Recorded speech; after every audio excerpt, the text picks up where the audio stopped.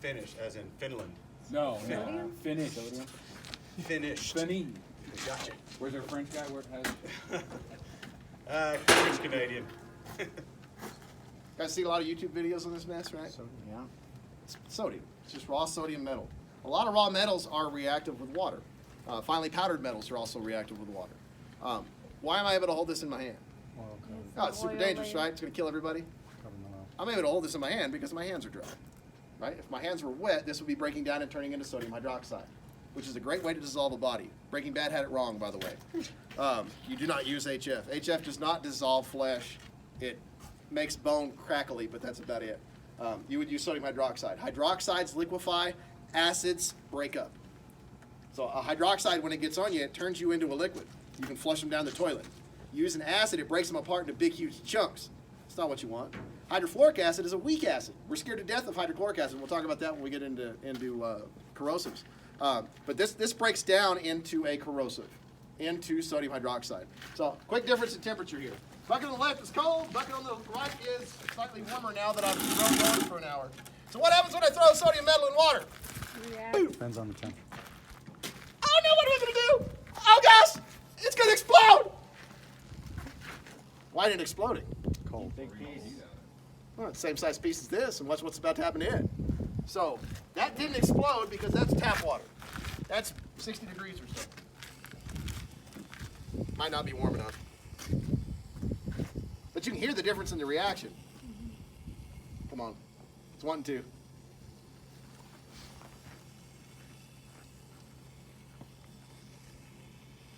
And it might not. Bigger piece. Bang! Throw another one in there for good measure.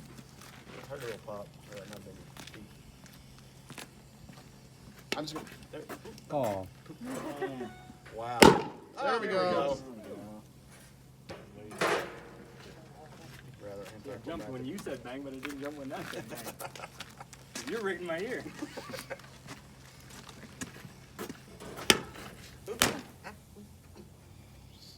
Big difference between what you see on YouTube, isn't it? Don't go breathe that. Bigger chunk. Yep. We can always go bigger.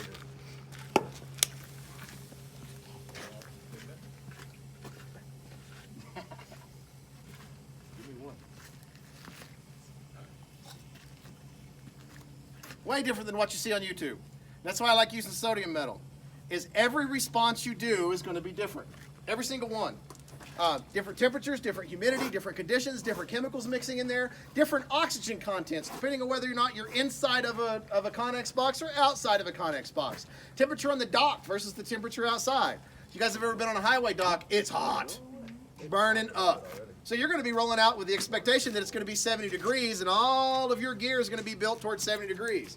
Everything that you're thinking about 70 degrees, but you might walk into that dock and it'd be 95, 100 degrees in there with way more humidity because of all those propane-powered fork trucks banging around. So you're going to get in there and these things are going to behave totally different than what you expected. Every response is going to be a little bit different. So when you see a guy on YouTube messing with sodium, he's dealing with hot water or warmer water. Cold water changes everything about it because there's less energy there. The size of the sodium metal, whether or not the sodium metal is powdered or has been stored in oil like this and is in big chunks, what impurities are in the water. All these things factor into the way your response takes place. They're all a big deal. So don't get complacent and think that just because all summer long you've been dealing with XYZ chemical and it's been doing this all summer long. You switch over to wintertime, now that chemical behaves totally differently. Some chemicals are very difficult to neutralize when they're cold.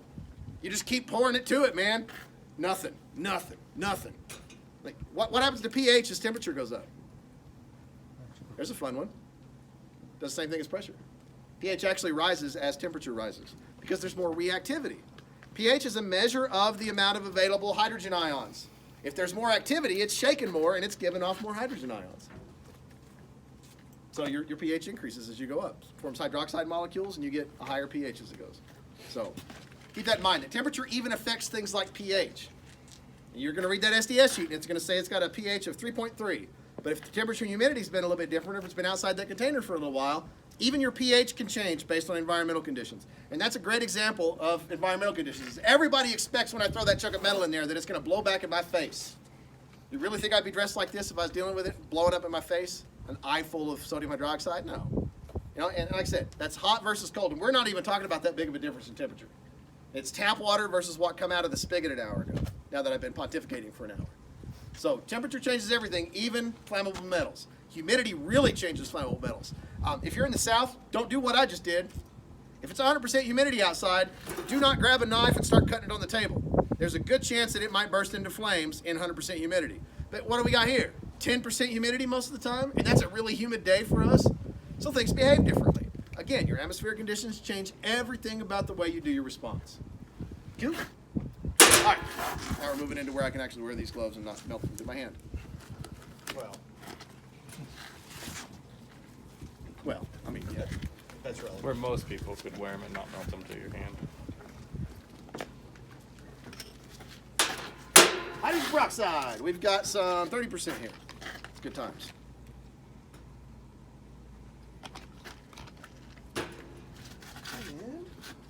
It's over there. Where? By your cup. Sugar. No, I had oxidizer paper. Oh, in here. I guess I didn't bring any. Yeah, oxidizer paper. So oxidizers are dangerous because they add oxygen to the equation. What's a flame? Rapid oxidation. You add oxidizers, you can catch things on fire. You get pure enough hydroxides, they can catch wood on fire without any external ignition source. It spills out on the floor of the trailer and bursts into flames. A lot of things that are not shipped as oxidizers behave like oxidizers. Nitric acid is a great example of that. Fuming nitric acid is an oxidizer and a corrosive all at the same time. So we have to worry about its oxidizing capabilities. Chlorine. Chlorine acts as an oxidizer. That's why you put it in your pool. It kills bacteria. You actually put a salt in your pool and it breaks down into chlorine and blah, blah, blah. But chlorine kills things because it oxidizes them. So oxidizers are dangerous not only because they add flame, they also are reactive. If you get hydrogen peroxide, even at 30% on your skin, it will burn like wildfire because it's destroying your tissues.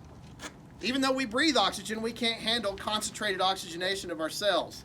So if you get this on your skin, it will burn, form a big, huge blister, and you'll walk around with a little white patch of skin until that chunk of skin falls off. Oxidizers are serious business. They change everything about the way your response goes. When I say that they're gothic teenagers, I'm not joking. Did you remember any of y'all from Houston? The organic peroxide plant that they just let explode? You know why they did that? There's nothing they can do. Once an oxidizer decides to do something, sometimes you just got to step back. So with oxidizers, there's a couple different terms that you need to know. So there's the maximum safe storage temperature, the MSST. That's the maximum temperature at which you can store it where it will not accelerate towards the self-decomposition temperature. Decomposition means explosion, by the way. When something decomposes, it's going to be explosive. If you assume that, it'll keep you safer in the field. So when we're talking about self-accelerating decomposition temperature, SADT, I can't do anything about that. It is generating more heat from the inside than I can solve from the outside, which means I just sit back and watch the fireworks. So MSST, maximum safe storage temperature, I can do something about that.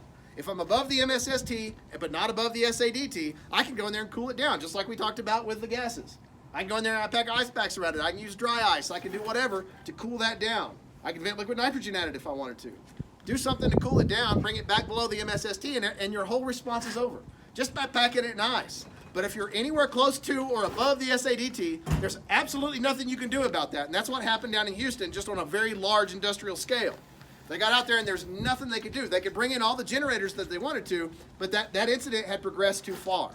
And that's one of those times where you just got to say, doing nothing is the best option here. I was at West Texas when all that happened. That was another case where we should have gone, there's nothing we can do here. Doing nothing is the safest alternative to all this. Just let it go.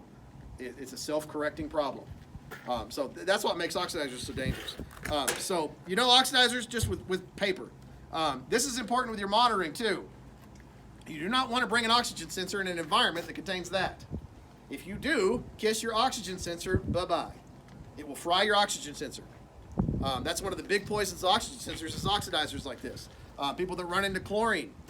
Chlorine destroys everything inside your sensor. So a lot of people discount the usefulness of papers. Oh, that's an old technology. We don't need that anymore. Bull crap. We use papers to protect our higher technology. So you'll see a lot of guys in the contract industry will keep a piece of pH paper and oxidizer paper hanging off the front of our monitors. And everybody looks at us like we're crazy. Like, why in the world why do you need the paper for it when you've got that $6,000 monitor in your hand? Well, those two cheap, less than 1 penny pieces of paper are what keep my monitor running. Make sure that I'm not sucking in some kind of poisoning gas or something that's going to destroy my sensors. So, hey, turn your phones on silent. Paper is still a big part of what we do, and oxidizers are a big part of that. Oxidizers also increase the reactivity of certain chemicals. I don't know if I have enough sulfuric acid to do this, but we're going to give it a try.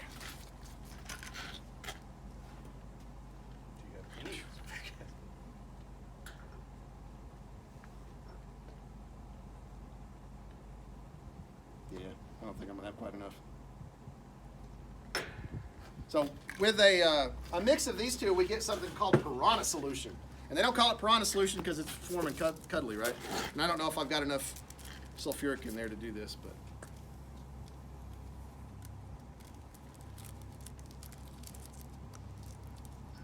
Yep, there it goes.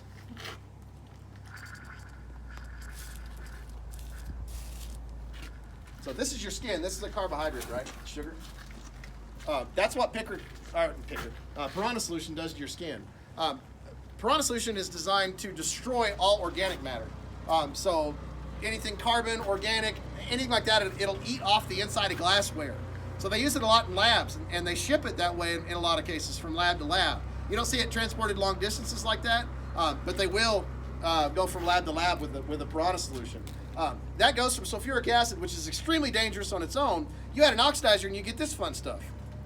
I need a piece of rag that's dry. Just cut me off a little piece of rag on the side. You can make this solution, throw a rag in there, and it will liquefy the rag. Now imagine what that would do to your skin. It's a really bad day. Oxidizers increase reactivity of just about everything, and that's why they get a class of their own. That's why we don't group them in with other things. Like, if it causes corrosion, we're going to group it in there. We class them by themselves because there's special dangers that oxidizers create, like this. Just that little bit of sugar that I put in there, and it's going to eat all that sugar up now. Don't breathe it in.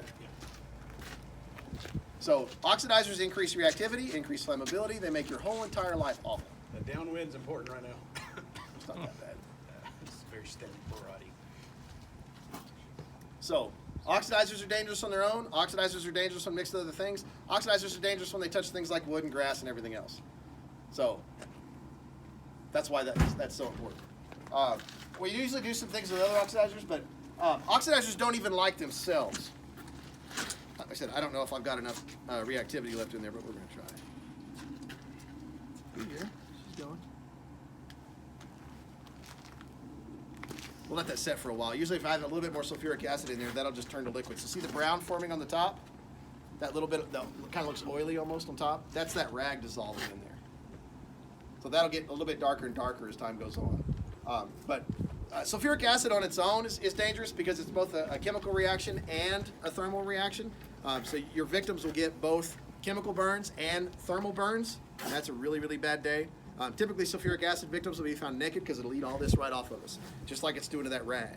I just don't have enough sulfuric acid to show you the full-blown effect of that, but it's scary stuff. So oxidizers, a lot of times it's better just to step back and not touch them. Oxidizers are one of the primary ingredients in all class 1s. You have to have a class 3 and a class 5 in order to make a class 1.